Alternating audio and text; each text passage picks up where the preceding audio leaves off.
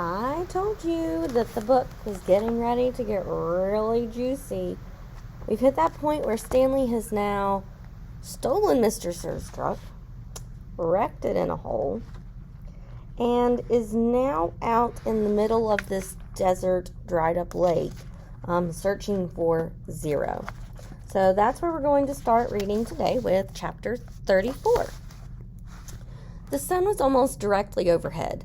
He figured he could walk for no more than another hour, maybe 2, before he had to turn back. It seemed pointless. He could see there was nothing ahead of him. Nothing but emptiness. He was hot, tired, hungry, and most of all, thirsty. So we definitely have some character traits there, right? I mean, think about it. He's in this hot desert. His canteen has been empty since he wrecked the truck. He has no food. He didn't get his lunch sack before he stole the truck. And he's on his own. Then, looking around, he saw a pool of water less than 100 yards away from where he was standing.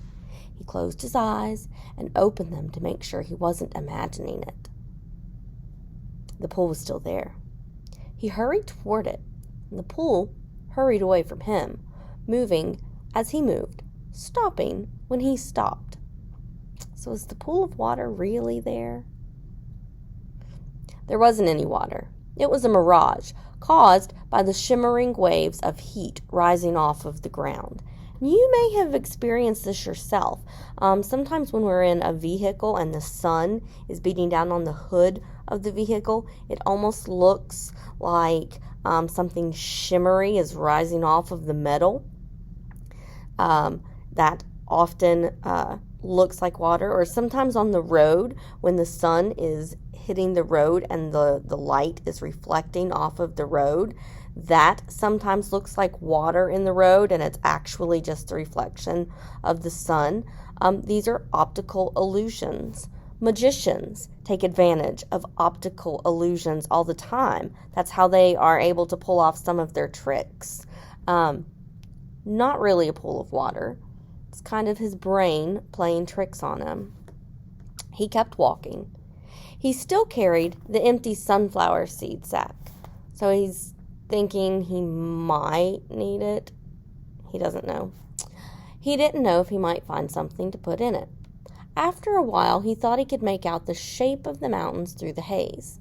At first, he wasn't sure if there was another mirage, but the farther he walked, the clearer they came into view. So this time it's not a mirage, but actually there.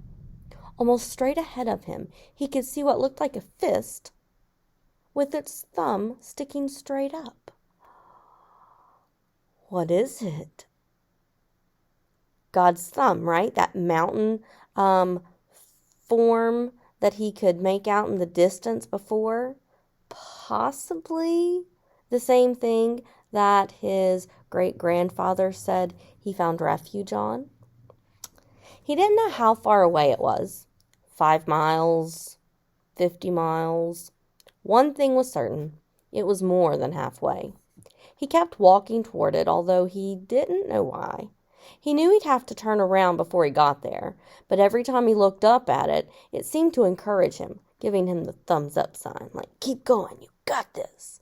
So he's not willing to give up, and that thumb is kind of like his motivation, right? It's keeping him going. As he continued walking, he became aware of a large object on the lake. He couldn't tell what it was, or even if it was natural or man-made. It looked a little like a fallen tree, although it didn't seem likely there'd be a tree growing here. But if we think back to 110 years ago, what was growing?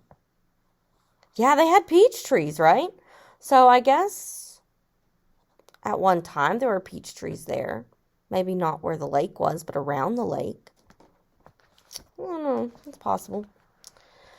More likely, it was a ridge or a ridge of dirt or rocks. The object, whatever it was not on the way to Big Thumb, but off to the right.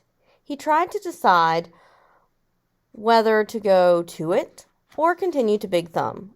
or maybe just turn around altogether. There was no point in heading toward Big Thumb, he decided. He would never make it. For all he knew, it was like chasing the moon. Have you ever looked in the sky and been driving or riding down a car, and the more you drive towards the moon, the more it seems like the moon keeps going? So that's what he means by chasing the moon. It's no matter how far he goes, he's never going to reach it, or that's the way it seems. He changed directions. He doubted it was anything, but the fact that it was something in the middle of nothing made it hard for him to pass up. He decided the object was his halfway point, and he hoped he hadn't already gone too far. He laughed to himself when he saw what it was. It was a boat, or part of a boat, anyway. It struck him as funny to see a boat in the middle of this dry and barren wasteland. But, after all, he realized, this was once a lake. The boat lay upside down, half buried in the dirt. Someone may have drowned here, he thought grimly, at the same spot where he very well could die of thirst. This is called irony, because if someone drowned there, it was because there was too much water, right? He feels like he's going to die, but not because there's too much water, but because there's not enough water. So definitely some irony right there. The name of the boat had been painted on the back. The upside-down letters were peeled and faded, but Stanley could still read the name, Mary Lou. On one side of the boat there was a pile of dirt, and then a tunnel leading down below the boat. The tunnel looked big enough for a good-sized animal to crawl through. He heard a noise. Something stirred under the boat. It was coming out. "Hey!" Stanley shouted, hoping to scare it back inside. His mouth was very dry, and it was hard to shout very loudly. "Hey!" the thing answered weakly. Then a dark hand and an orange sleeve reached up out of the tunnel. So who is it? Who was under this boat? It certainly seems like it's a buddy of ours. We'll find out in the next chapter. Jump on over to that next video.